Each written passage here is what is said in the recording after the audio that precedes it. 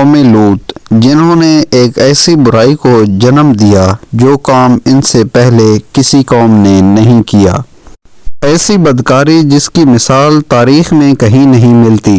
اس قوم نے ایسا کیا کام کیا تھا اور ان کا کیا انجام ہوا؟ حضرت لوط علیہ السلام اللہ کے ایک برگزیدہ نبی تھے۔ ایک روایت کے مطابق آپ کی پیدائش عراق کے قدیم شہر اور میں ہوئی۔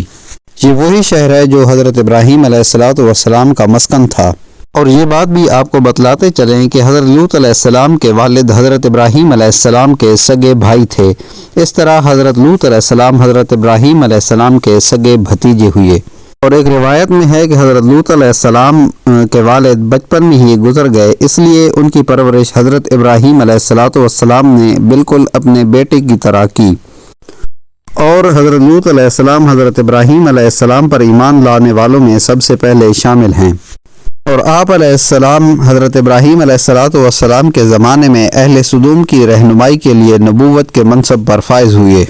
اللہ رب العزت نے حضرت لوط علیہ السلام کو بھی کافی سارے معجزے نصیب فرمائے۔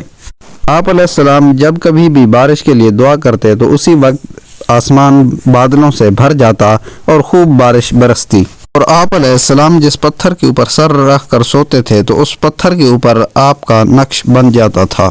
سدوم وہ علاقہ تھا جہاں پر حضرت لوط علیہ السلام مبعوث فرمائے گئے۔ سدوم کے آس پاس 5 نہایت ہی خوبصورت شہر آباد تھے، جن میں سے ہر ایک کی آبادی 1 لاکھ سے زائد تھی۔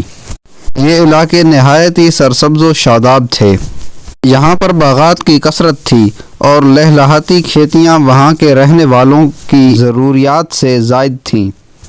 اردن، شام اور اسرائیل کے درمیان بسا ہوا یہ شہر نہایت ہی خوبصورت اور سرسبز و شاداب تھا۔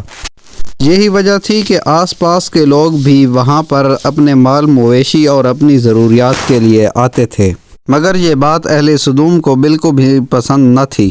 وہ کہتے تھے کہ ان کی سرسبز کھیتیاں اور پھل پھول جو ہیں صرف انہی کے لیے ہیں، اس کے اوپر اور کسی کا کوئی حق نہیں ہے۔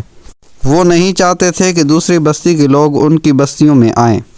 ایک مرتبہ اہل سدوم اس بات پر گفتگو کر رہے تھے کہ باہر سے آنے والے لوگوں کو کس طرح سے روکا جائے کہ ابلیس ایک بزرگ کی شکل میں ان کی محفل میں آیا اور کہا کہ اگر تم ان سے پیچھا چھڑانا چاہتے ہو تو میرے کہنے پر عمل کرو۔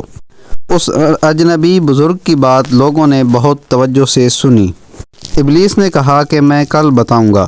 تو دوسرے دن ابلیس ایک خوبصورت لڑکے کی شکل میں آیا اور ان لوگوں کو اپنی عورتوں کی بجائے مردوں کے ساتھ فعل بد کرنا سکھلایا۔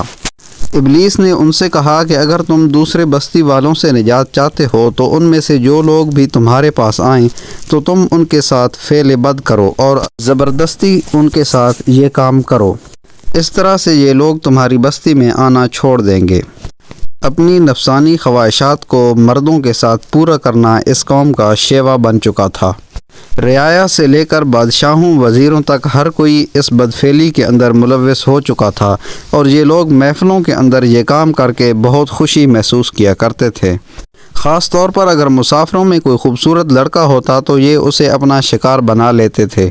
اپنی بستی کو انہوں نے بہت ہی خوبصورت اور دل فریب بنایا ہوا تھا، اور یہاں پر وہ اعلانیہ بدفعلی کا کام کیا کرتے تھے۔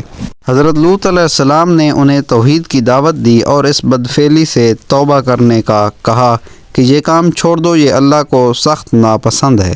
لوط علیہ السلام ان لوگوں کو دن رات یہ بات سمجھاتے رہے کہ یہ کام چھوڑ دو، یہ اللہ کو سخت ناپسند ہے۔ ان لوگوں پر حضرت لوط علیہ السلام کی باتوں کا کوئی اثر نہ ہوا، اور وہ حضرت لوط علیہ السلام کو کہنے لگے کہ اگر تم اتنی پاک باز ہو تو ہماری بستی کو چھوڑ کر چلے جاؤ، اور اگر تم نے اپنی نصیحت و تبلیغ کا سلسلہ بند نہ کیا تو ہم تمہیں اپنی بستی سے نکال دیں گے۔ پھر ایک دن یوں ہوا کہ اہل سدوم نے خود ہی عذاب الہی کا تقاضا کیا۔ حضرت لوط علیہ السلام سے کہنے لگے کہ اگر تم سچے ہو تو لے آؤ ہمارے اوپر کوئی عذاب۔